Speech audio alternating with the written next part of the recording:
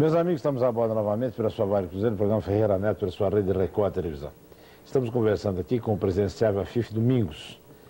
Há uma preocupação muito grande hoje com relação aos aposentados. O governo andou aí escamoteando um pouquinho os números e os aposentados sempre foram colocados de lado, porque é uma força que infelizmente não tem como protestar, né? Não pode fazer greve. E tanto a criança, né, o bebezinho, a criancinha e o aposentado são os dois extremos que ficam marginalizados. Qual seria o tratamento ideal para o aposentado? Bom, o aposentado é vítima da inflação. Bom, todos nós. Mas o aposentado mais. Mais, que não reage. Porque veja que o assalariado, que é vítima da inflação, ele busca compensar isso, ele tem o biscate, tem a hora extra, tem a economia informal. Se vira, né? Agora, a angústia do aposentado em casa. E eu, quando falei de uma cesta básica de alimento e remédio, eu lembrei demais dos aposentados. Porque é onde hoje a angústia do orçamento, ele não sabe se no mês que vem, uma inflação como essa, dá para ele comer ou comprar os medicamentos. Tanto é que você vê muita promoção de drogaria, com quem for aposentado tem desconto, porque esse é um drama muito sério. E pagar aluguel, inclusive, né? Então hoje, o problema da inflação é crucial. Um sujeito que passou a vida inteira recolhendo sobre tantos salários, depois na hora que ele vai receber o benefício dele, vai diminuindo numa proporção geométrica. Ele vai encolhendo, então quantos eu encontro na rua com lágrimas nos olhos dizendo, doutor, olha, se sente lesado.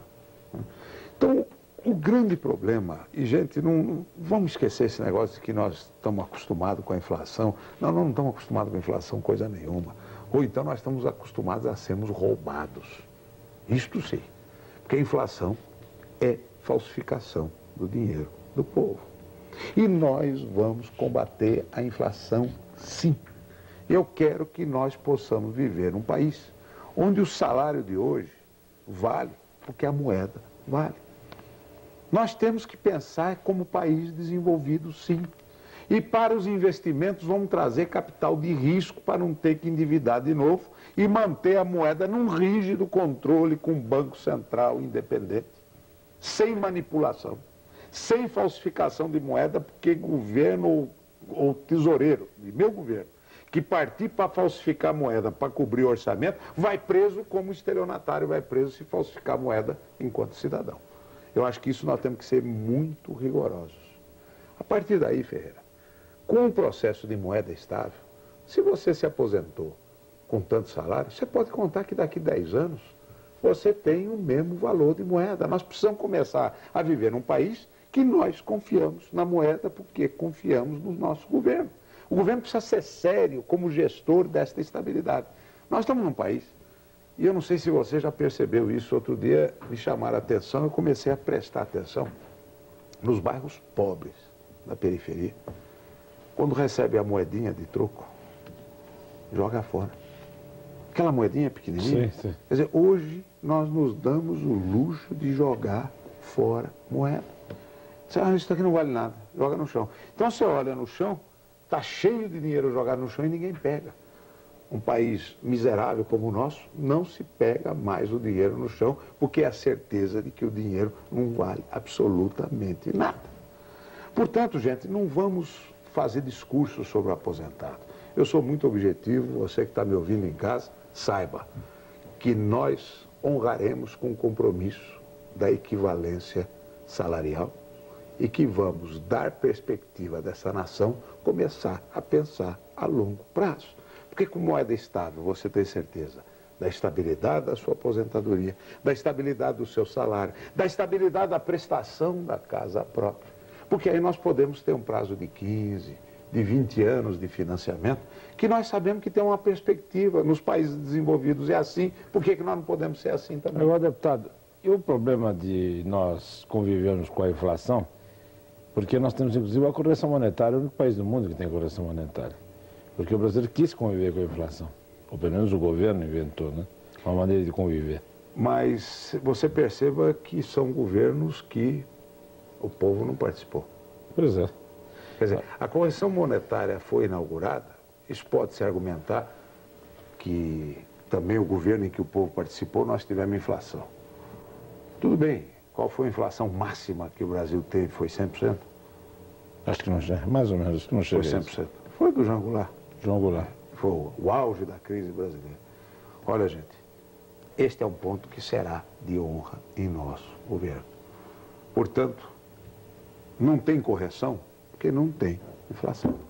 Nós vamos ter que trabalhar sem inflação mesmo, ou com uma inflação mínima, como aquela da Suíça, que quando ela tem uma alteração, fala, não, aumentou 0,5% nesse ano a inflação, já é um alvoroço e já chamam a atenção do presidente do Banco Central e do ministro.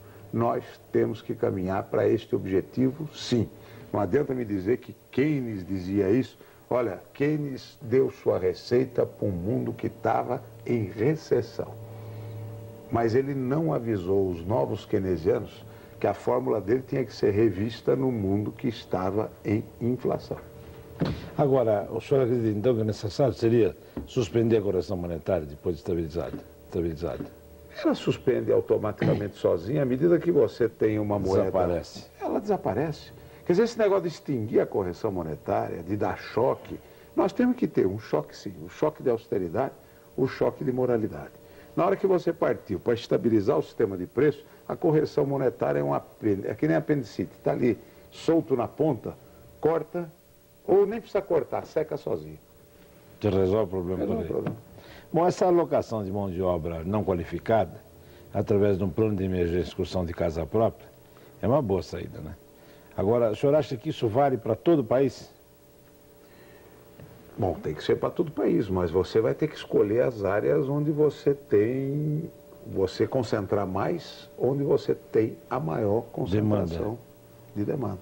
Então, neste momento, nos primeiros 18 meses, enquanto nós estamos lançando as bases da Revolução Urbana, da Revolução Verde e da Revolução Educacional Tecnológica, nós vamos ter que manter esta mão de obra, principalmente nos grandes centros urbanos, porém, todo o projeto será municipal. Porque, Ferreira, na nossa reforma administrativa, nós vamos dar um brutal enxugamento nas áreas executivas da União.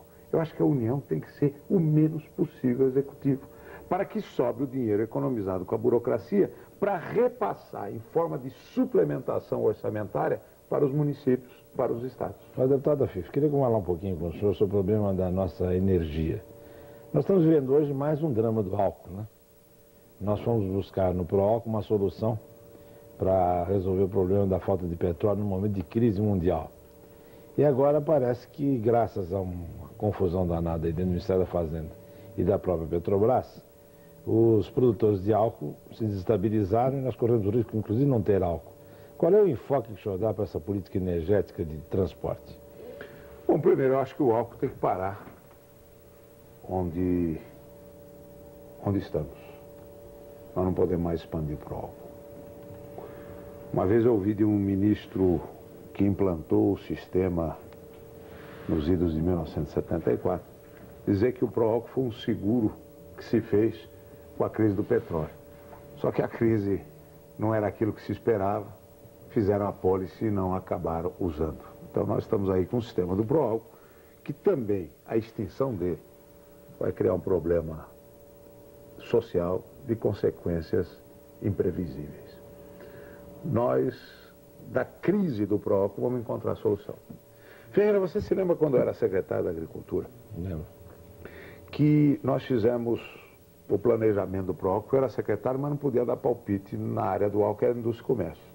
Um dia eu fui lá e virei a mesa no Conselho Nacional de Energia e disse: eu, como secretário da Agricultura, não vou aceitar que faça um programa em cima da agricultura e que o secretário não possa, no mínimo, ter a gestão sobre ele. Era o único dinheiro disponível para investimento agrícola na época. Não se investia nada na agricultura, a não ser na área da indústria e comércio, que era o programa do álcool. Então, nós começamos a fazer um zoneamento agrícola, jogando todo o dinheiro do Proálcool em destilarias autônomas, aí para a região de Presidente Prudente, Araçatuba, o extremo oeste de Rio Preto, que era a área de pastagens extensivas, com terras com problema de erosão, porque eu pensava no consórcio cana-boi. ou seja, jogar a destilaria de álcool nas áreas de pecuária, porque eu achava que nós jogávamos fora todo o resíduo de produção e que nós poderíamos fazer o casamento das atividades utilizando o resíduo do pró-álcool para fazer confinamento de boi. Então nós passaríamos da pecuária extensiva para semi-intensiva, utilizando o equipamento que plantava cana para reformar pastos e melhorar as condições, e intensiva, com o confinamento, utilizando o resíduo da produção de açúcar e do álcool, e principalmente do álcool naquelas regiões. Eram destilarias autônomas. Ferreira, este nosso sonho hoje é realidade. É só olharmos o que já está acontecendo. O Lamartine, nosso companheiro, não sei se ele está ouvindo, pioneiro que foi lá na sua usina em Alcídia, a região de Araçatuba, ali em Valparaíso, a Univale, todas aquelas destilarias que se implantaram, hoje estão buscando fórmulas de utilizar o resíduo para fazer do álcool um subproduto da cana e utilizar o restante numa agroindústria integrada. E veja que coincidência. Um dia eu recebi uma delegação de italianos, e nós vamos ter que jogar muito com o projeto Europa 1992 e o projeto japonês, porque eu acho que eles têm interesse de investir no Brasil. E a Itália disse o seguinte: nós não mais vamos expandir a produção de carne, porque não tem mais espaço. O custo do terreno na Itália é muito caro. Nós utilizamos matérias-primas muito nobres para fazer confinamento. Será que não dá para a gente fazer um casamento aí com o Brasil?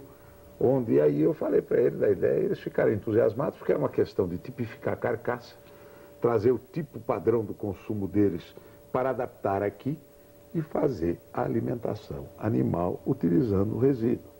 O Nordeste, por exemplo, tem probabilidades excepcionais, e lá nós estamos com uma indústria alcooleira e açucareira permanentemente em crise, que nós podemos alterar esse estado de coisas através da expansão e a integração da agroindústria canavieira com a expansão para a área de produção animal, de abate, de indústria do couro, e utilizando inclusive recursos externos, porque para eles é muito mais negócio investir aqui para exportar para eles do que tentar produzir lá.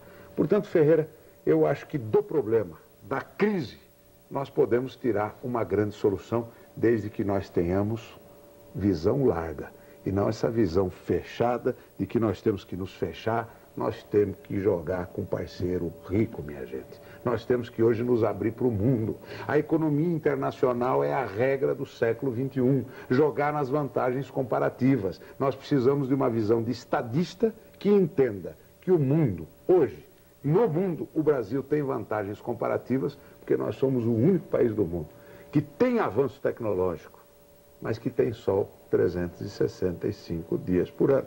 Você falou do álcool. Nós tivemos o peito de fazer um programa para combustível de automóvel que produza 365 dias por ano. Então vamos utilizar todo este know-how de uma produção que você produziu cana, fabricou álcool, ainda tem resíduo para outro tipo de produção, armazenou, transportou, é vendido hoje numa rede de distribuição organizada por todo o Brasil, tanto no Amazonas como no Rio Grande do Sul, o preço é igualzinho. Nós vamos ter que usar esse mesmo know-how do álcool, só que com uma rede de bombas de arroz, feijão, leite, açúcar. Vamos utilizar o know-how de produção e distribuição, tanto para o combustível do automóvel, como para o combustível do povo, e ainda utilizando o resíduo para a alimentação do mundo, gente. O problema que a gente nota aí agora é que a Petrobras, ela tomou conta de tudo, ela cresceu muito, né? E está com problemas de caixa, inclusive. Então hoje a conta álcool não é paga. Consequentemente, não há interesse por parte do usineiro em continuar plantando álcool, ou seja, cana para álcool, e sim cana para açúcar. Então desestabilizou tudo. Agora, quando o governo propõe controlar a indústria automobilística, ele interfere na lei de oferta e procura, né? Mas, na verdade, a indústria automobilística nossa aqui tem uma historinha meio sem vergonha. Isso eu estou dizendo até quando eu tenho inúmeros amigos. Porque a indústria automobilística nacional, Ferreira, ela foi implantada com reserva de mercado provisória. E disseram permanente. Aqui no Brasil diz que nada mais definitivo do que o provisório. Então, o que aconteceu? Criou-se a reserva de mercado para algumas indústrias e aí ela fez um acordo com o governo. Vamos fazer uma coisa, vamos assaltar o contribuinte juntos. Então eu faço o seguinte, você não deixa entrar concorrente e você se torna meu sócio. De que forma? Vamos tocar um imposto de 60% em cima do automóvel e vamos fazer do automóvel e do combustível uma coletoria ambulante. Cada vez que a gente precisa de dinheiro, nós taxamos o automóvel e o combustível e assim nós ficamos nos acertando entre nós e a contrapartida que eu estou é garantir a mamata da reserva de mercado. Portanto, gente, este tempo acabou. Indústria automobilística, prepare-se que o cartório não vai ter mais. Vai ter que concorrer agora. Nós vamos ter que abrir para outras indústrias de outros países. Acabou aquela sociedade porque eu quero arrecadar imposto, sim, não em cima da mesma unidade. Eu quero arrecadar muito imposto, aumentando a atividade econômica, aumentando o mercado, tendo um sistema de livre mercado, de competição, utilizando as vantagens comparativas. Portanto, Ferreira, este capítulo da indústria automobilística, até na história do subsídio do aço, nas voltas de Volta Redonda, tudo quanto é subsídio vai acabar. Nós vamos fazer aflorar a verdadeira economia de mercado com vantagens comparativas. E você falou da Petrobras? A Petrobras hoje ela está quebrada por conta do acionista dela. A Siderbras está quebrada por conta do acionista dela. Quem acabou quebrando a sociedade e até as estatais que podem ser viáveis dentro do regime de mercado foi o próprio governo. Então, Guilherme Afif Domingos, vamos pedir licença mais um intervalinho, tomar mais um Scott aqui, nosso Gran Royal 12 anos, e voltamos, porque eu quero abordar um tema com o senhor que me parece muito importante, que nós tivemos a oportunidade de conversar na última sexta-feira com o governador Amazonino Mendes. É o problema da Amazônia. O governador disse que com o passar do tempo a Amazônia vai ficando cada vez mais longe do Brasil, embora, evidentemente, estejamos dentro do mesmo país. Vamos ao intervalinho e já voltamos em seguida, por favor. Amigos, estamos a bordo novamente pela sua Vale Cruzeiro, programa Ferreira Neto, pela sua rede Record Televisão. Estamos conversando com o presidenciável Afif Domingos. Deputado, e a Amazônia, como é que ficamos? Tem muita gente aí falando em ecologia, evidentemente nós sabemos que muitos conhecem profundamente o assunto, mas há um considerável número que nunca chegou próximo da Amazônia e falam como se realmente dominasse a matéria. Qual é o seu enfoque para a Amazônia? Bom, Ferreira, eu acho que... Acho não, tenho certeza. O presidente não pode achar. A Amazônia, ela carece profundamente de infraestrutura. A Amazônia é um universo que nós temos cada dia mais, porque a Amazônia é nossa. Nós temos que conhecer profundamente aquele patrimônio. E os estudos que já foram desenvolvidos demonstram, por exemplo, que 93% da reserva florestal da Amazônia, que é a maior do mundo, está em áreas de terras firmes, mas que não são atingidas porque a única via de acesso na Amazônia é o transporte fluvial. Então a exploração de madeira é feita através dos igapós, aquele tipo de madeira mais de segunda, sem acesso às áreas centrais, onde nós estamos perdendo um potencial porque a madeira tem um ciclo de nascimento, vida e morte. Hoje o adensamento da própria floresta, se nós fizermos uma intervenção inteligente, nós vamos muito mais preservar a ecologia intervindo do que deixando como está. Você dá uma podadazinha. Sim, é uma questão de cultura. E outra coisa, aquilo que você podou, você replanta. Você tem condições, e através do trabalho de desenvolvimento e pesquisa das essências nativas, de você interferir no meio ambiente sem predar. Pelo contrário, até ajudando a própria natureza. Isto é fruto de uma cultura. E esta cultura vem do conhecimento. E este investimento é o maior investimento que nós temos que fazer. Tanto é que, para nós, a Revolução Verde, ao lado da revolução educacional e tecnológica, e na área de tecnologia está reservado o grande investimento que nós temos que fazer, porque esse Brasil, o nosso país, investe uma quantia ridícula em termos de desenvolvimento de pesquisa científica, na área de tecnologia, cerca de 0,7%, A nossa meta é chegar a 2,5% do PIB, daí a importância do CNPq e a importância de fundações como a Fundação Marechal Cândido Rondon, que será a fundação responsável pela articulação da área da política na Amazônia, de desenvolvimento, de pesquisa, de integração e a infraestrutura de transporte, onde a intervenção nessas áreas e aí a importância da penetração ferroviária, ô Ferreira, porque a rodoviária, primeiro, não se conserva numa zona de precipitação pluviométrica permanente, mas a ferroviária é a forma que você tem de penetrar sem predar, de fazer projetos de exploração daquele potencial de riqueza excepcional que o país tem. E nós vamos ter que olhar muito bem a área de mineração, porque hoje, infelizmente, da forma como está sendo feita a exploração mineral, é altamente predatória. Veja a corrida do ouro, é só olhar o trabalho medieval que foi feito numa Serra Pelada, por exemplo, quando você pega aquela fotografia, o que você tem de seres humanos ali, trabalhando em condições subhumanas, criando uma mineração de enormes buracos. Se na área de ouro, de aluvião, nos rios, utilizando o mercúrio, contaminando aquelas águas, portanto, nós estamos sem cultura para poder explorar racionalmente o nosso potencial. Portanto, a Amazônia é um grande desafio do país. E esse desafio será enfrentado com um corpo científico da maior qualidade. Infelizmente, hoje o Brasil perde suas melhores cabeças. Aqui, eu sempre tenho dito isso, se noticia que nós perdemos o Romário e o Careca. Isso daí é a parte evidente da perda de talentos. Mas atrás do talento dos pés estão os talentos da cabeça. As pessoas de conhecimento científico que cada dia mais deixam o país. O melhor das nossas cabeças, daquele investimento que nós fizemos, eu recebo cartas todo dia perguntando, doutor, se eu chegar lá, porque eu estou já pronto para me mudar, mas quero ter uma esperança e etc. Portanto, nós vamos ter que trazer, Ferreira, todas essas cabeças de volta. É esse o dinheiro que o Estado tem que investir, investindo e reconhecendo a área de pesquisa científica, o professor universitário, a área da pesquisa na universidade e a área da pesquisa nos institutos próprios de pesquisa, onde o principal da Amazônia é exatamente este conhecimento para uma exploração racional e não predatória. A Amazônia tem todas as condições de ser explorada, porque Deus nos deu uma inteligência para utilizar o que a natureza nos deu em nosso benefício e não contra nós. Bom, deputado Afif, o senhor sempre manteve um discurso liberal.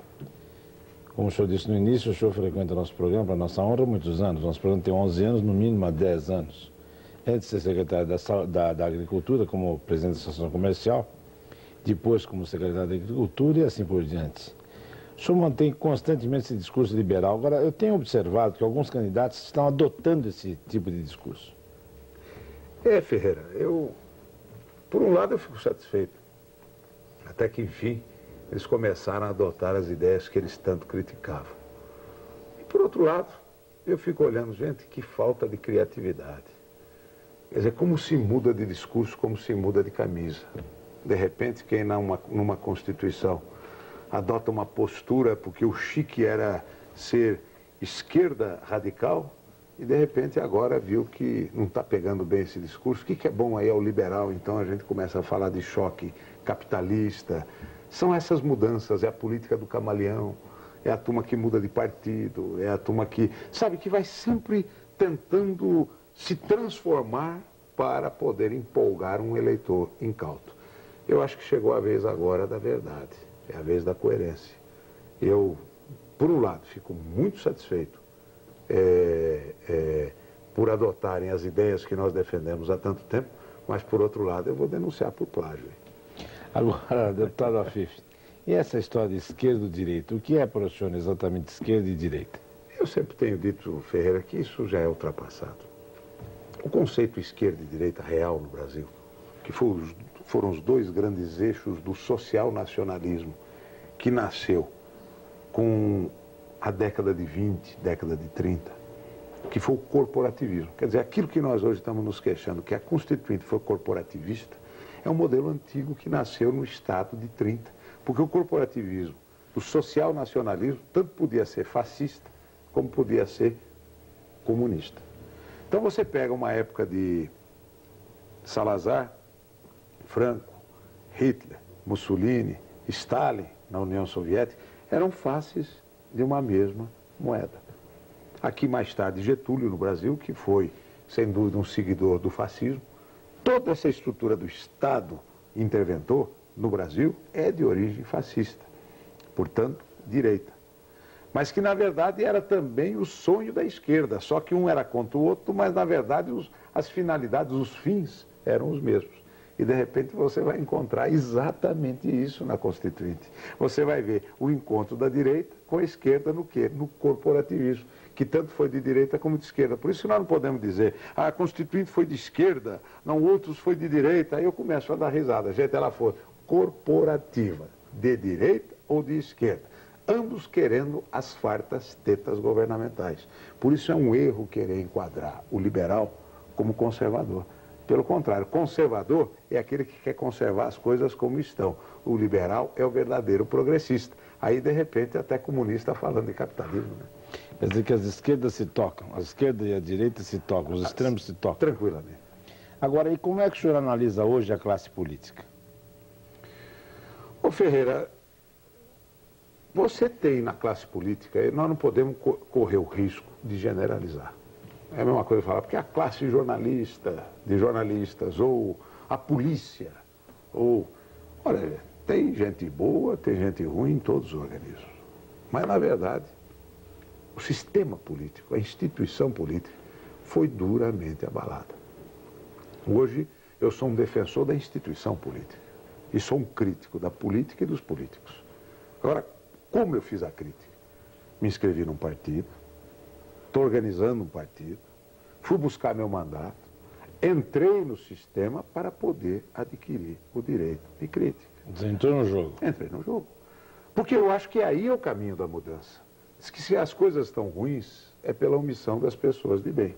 As pessoas de bem precisam ter a mesma audácia dos aventureiros. Eu acho que chegou o momento que nós nos alienamos do processo político. Eu me lembro mais ou menos, não posso dizer que me lembro bem, mas na época de 63, 64, ainda muito jovem, me foi vendida uma ideia de que política era uma coisa horrorosa.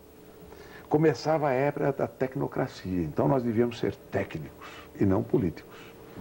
Nós vendemos a imagem do político como sinônimo da picaretagem, e fomos quase que induzindo as gerações a uma antisseleção no processo político. O negócio era ser apolítico, era ser técnico. Hoje, há uma brutal falta de políticos no Brasil. Se nós temos um excesso é de politiqueiros, de profissionais da política, mas o político é aquele que tem uma visão acima do técnico, porque o técnico cumpre missões definidas. O político define a missão do técnico. O que é ser político? É ter um horizonte maior, enxergar o conjunto das coisas. E hoje nós temos uma brutal carência de políticos no Brasil. Como nós vamos construir? Exatamente abrindo o campo, com atitudes como essa da minha candidatura, para animar outras pessoas, muitas outras pessoas, uma nova geração, de que se você quer mudar, participe. Agora, sem participar, só ficar criticando de fora, nós nunca teremos alterações profundas. O quadro tem gente boa, tem uma predominância profissionalizada, dependendo única e exclusivamente da profissão de político, e aí vem os desvios, a aposentadoria do político, está aí o problema da carteira previdenciária dos deputados, a remuneração de vereadores. Antigamente, nas cidades de menor porte, o vereador era um munus público, era como ser Lions, Rotary, diretor da associação comercial. De repente, todo mundo passou a ser remunerado, criou-se a profissão. E eu acho que, sinceramente, política não é uma profissão. Eu acho que a política é uma missão. É este o conceito que eu tenho. Aceito a remuneração, mas não aceito a aposentadoria, não aceito o salário. Eu acho que nós devemos voltar à era do subsídio. Trabalhou, recebe. Deputado Guilherme Filho Domingos, o senhor falou há pouco da manutenção dos 3 ministérios militares, que é um tema que já tem sido abordado por vários candidatos. Eu gostaria que o senhor definisse a função desses ministérios, porque nós observamos, por exemplo, que nós temos uma grande fronteira seca, carecendo de má observação, de mau controle. Nós temos aí uma costa enorme, né? Que sequer a nossa marinha de guerra tem condições de patrulhar essa costa. Não há recursos técnicos. Nós temos aí esse imenso território nacional que pode ser cruzado de ponta a ponta por aviões. Mas, no entanto, no caso da aeronáutica, são mais aviões utilizados com atividades civis, com transporte de autoridades, etc., do que propriamente alguma coisa que reverte em benefício direto para o país. Qual é o seu enfoque geral sobre as Forças Armadas? Bom, Ferreira, eu acho que as Forças Armadas nós teremos grande facilidade de diálogo com elas, né? Com as 3 armas e os 3 ministérios, Exército, Marinha e Aeronáutica, até porque eu sinto o grande desejo do reforço da corporação nas suas funções originais. Essas foram funções que foram esquecidas também. Não confundir militar com milicrata. Milicrata é aquele que se associou à estatocracia para formar a miragem das empresas estatais, onde ele saía da corporação que paga baixos soldos, né, para ir ganhar como diretor de estatal, funcionário de estatal. Isso foi uma legião, foi um desvio. Hoje nós temos que preservar a função do militar. Pagar bem o militar, como vamos pagar bem a professora, pagar bem o serventuário da justiça, pagar bem o médico sanitarista, porque são funções básicas do Estado, entre outras funções. Portanto, as Forças Armadas, elas têm que ser equipadas para que elas cumpram a missão constitucional de garantia da lei e da ordem. Me impressiona, Ferreira, você falou aqui da fronteira seca. Só na região amazônica nós temos 11.584 quilômetros de fronteira linear. Fronteiras estas hoje ameaçadas pelo problema do tráfico de drogas desses países latino-americanos, das conexões de Medellín, que fazem então um passeio nas nossas fronteiras, e aquilo lá é procurar agulha em palheiro. Nós vamos ter que equipar, porque hoje não adianta mais você fazer a guarda por avião. Hoje você tem que ir para o equipamento mais moderno possível dos satélites. Nós temos que investir na tecnologia. A guerra moderna não é mais a guerra de recrutamento de pessoal puro e simples. Veja o exemplo do que foi a Guerra das Malvinas. A Argentina no conceito de recrutas e a Inglaterra com uma tropa de elite profissionalizada. Talvez com 1/5 dos homens da Argentina, mas 1/5 absolutamente bem preparados, com equipamento mais moderno, arrasou o exército argentino.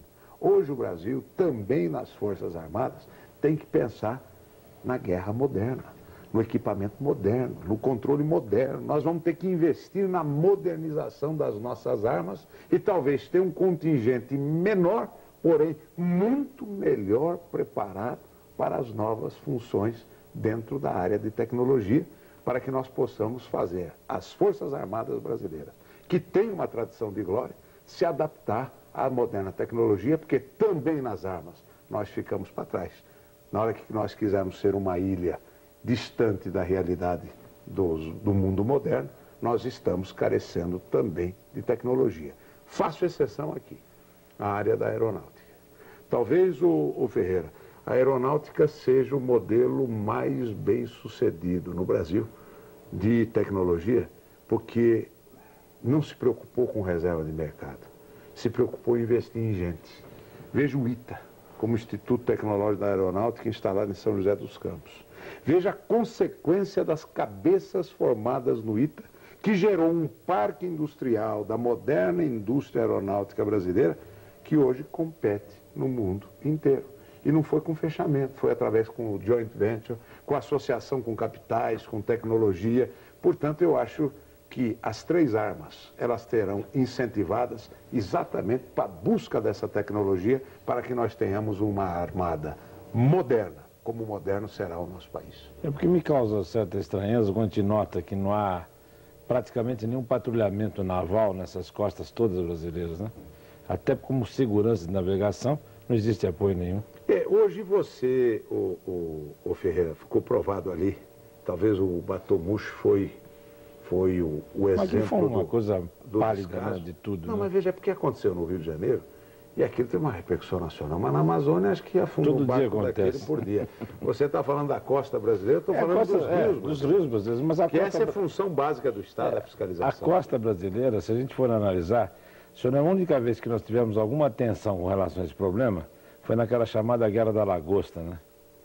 De lá para cá não se falou mais nada, mas não se fez mais nada. E eu fico imaginando a navegação de cabotagem. Também. Como nós poderíamos utilizar isso. Exato. Aí também arrebentamos essa estrutura. Olha, Ferreira, você sabe que é um grande desafio ser presidente do Brasil.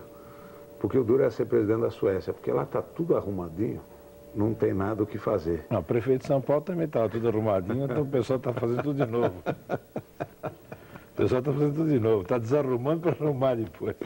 Não, mas o desafio de São Paulo é sério, é sério, é sério. Essa zona periférica é brava. E eu me lembro aí, cada vez que o ex-prefeito dizia, gente, cada vez que eu arrumo um conjunto de casas e extingo uma favela, vai carta tudo lá para o Nordeste falando, olha, gente, arrumamos casa, pode vir, porque lá eles não conseguem. Então, é esse processo que a gente pretende cortar, ou seja, vamos dar condição do povo viver na sua origem. Bom, não resta a menor dúvida que o seu otimismo é contagiante. Agora, é uma luta bastante difícil, né? E eu ainda continuo achando que o ponto mais difícil para o novo presidente é, sem dúvida alguma, enfrentar a máquina. Administrar essa máquina, fazer ela funcionar. Porque o senhor estava dizendo há poucos minutos sobre as atitudes a serem tomadas, mandar o pessoal para casa, ficar descansando, sossegado, manda pagar em casa para não atrapalhar, né? Por enquanto, muito faz que não atrapalha, não é isso? Agora eu fico pensando aqui, uma vez eu conversava com o governador Pedro Simão, que foi ministro da Agricultura, e o senhor esteve na área da agricultura. Nós temos aí uma quantidade enorme de órgãos e departamentos para cuidar de abastecimento e preço, né? E de quando em vez nós não temos nem abastecimento nem preço, para não dizer sempre. É a área da polícia econômica. Complicado. Em vez de política econômica, nós temos polícia econômica. Agora, o senhor veja bem... Isso vai acabar tudo porque um sistema de mercado com moeda estável, existe lei de oferta e procura. E nós vamos atuar sempre na oferta e procura. Na hora que um preço está subindo por falta de oferta, nós temos que cuidar de estimular mais oferta e deixar que as coisas se regulem. Agora vai acabar isso, preste atenção. Que as pessoas me acusam, como é que o senhor quer um regime de mercado se no Brasil tem oligopólios? Ué, mas quem é que promove o oligopólio? É o CIP. O CIP é a maior capa de oligopólio no Brasil, porque os amigos do rei se acertam lá em cima, sabe aquela turma da bandeira nacionalista e etc. O que eles se acertam com o governo, quer dizer, é o governo promotor dos oligopólios e dos monopólios. Portanto, não existe regime de mercado nem sistema capitalista no Brasil. Aqueles que estão criticando o capitalismo, desculpe, gente, vamos experimentar um capitalismo maduro, que é o capitalismo de todos e não de alguns poucos. E que o povo possa ser sócio do seu futuro. Eu quero dar ao operário condições de poder ser sócio, participante num sistema de capital do próprio futuro de um país que tenha um mercado de capitais democrático. Temos aí o problema da siderúrgica nacional. Vamos salvá-la ou vamos fechá-la? Ô Ferreira, vamos falar a verdade, que o que tem de marmanjo mamando naquela volta da siderúrgica nacional, o que tem de negociata, meu amigo, o que tem de cartório já montado há tantos anos, explorando aquela estrutura em seus arredores. Eu estive na siderúrgica nacional. Isso talvez não tenha sido noticiado, porque trabalho sério muitas das vezes não se noticia. Se noticia, infelizmente, algumas fanfarronices de campanha, mas eu fui a um debate com toda a diretoria e o corpo funcional da CSN. E coloquei muito claramente a eles o seguinte, gente, eu faria o seguinte, vamos deixar a CSN buscar o seu destino agora. Vamos acabar com o subsídio. Vamos trabalhar em preço de mercado. Eu prometo tirar o Estado das costas. Vamos jogar esta empresa para valores de mercado, buscar a sua própria verdade. Acabou o subsídio, mas também acabou intervenção. E outra coisa, acabou o monopólio. Porque diz que monopólio, quem é competente, não precisa. Quem não é, não merece. Portanto, se a empresa é competente, ela não precisa de monopólio, ela pode tocar a vida em frente. Vamos buscar essa verdade? Esse é o grande desafio. E recebi um grande apoio nesse sentido. E já que fala em monopólio, seria interessante abrir o monopólio do álcool, tirar das mãos da Petrobras? Da distribuição, por exemplo? Ô Ferreira, nós vamos ter que analisar com bastante cuidado isso, com bastante cuidado, porque a Petrobras tem monopólio para petróleo, para perfuração de petróleo. Distribuição também. Agora, para efeito de distribuição de álcool, derivados, vamos ter que dar uma revisãozinha, porque eu acho esse negócio do preço único em todo o Brasil meio esquisito. Eu acho que não pode custar a mesma coisa. Eu acho que nós temos que ter vantagem comparativa a determinadas regiões, e aí quem tem o carro a álcool numa região, tudo bem. Se estiver viajando de um polo ao outro do Brasil, vai ter que pagar a diferença de custo de frete, porque eu acho que chegou desse negócio de estar subsidiando. Vamos buscar a verdade.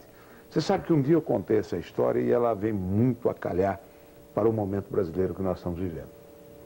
Um dia meu avô, ele baixou no hospital com 90 anos de idade, com falência múltipla dos órgãos. Não funcionava nada, rim, intestino, estava numa situação péssima, estado de morte. E um cunhado meu que é médico, quando olhou o quadro, ele falou, olha, não vamos dar nada. Ou ele morre, ou o organismo dele vai buscar a sua verdade. Depois de 7, 8 dias, não é que o meu avô começou a reagir. Um belo dia acordou, abriu o olho, tá bom. E aí, meu cunhado disse, sabe o que ele tem? Intoxicação de remédio. Qual era o problema dele? Ah, tá com o pé inchado. Tudo bem, calça a cama, para ele dormir com o pezinho para cima, mas não dá remédio nenhum. Ele viveu mais 3, 4 anos, sem remédio, viveu os últimos anos da vida dele, morreu de velho, porém, desintoxicou o organismo e o organismo encontrou a sua verdade. Hoje, o sistema de subsídios e incentivos no Brasil intoxicaram o organismo econômico. Portanto, como médico, né, no caso, como médico da nação, é suspender imediatamente todas as toxinas, deixar o organismo reagir, buscar a verdade do organismo, exatamente para que ele possa voltar a respirar e nós começarmos a enxergar as vantagens comparativas que estão totalmente mascaradas por um sistema de incentivo e subsídio que muito mais privilegiou os amigos do rei e quem teve que pagar a conta foi a sociedade como um todo. Muito bom. Deputado, foi uma honra ter aqui conosco. Muito obrigado pela sua presença. Sorte. Espero ver na presidência e estamos às suas ordens. Se Deus quiser. Foi um prazer. Muito obrigado.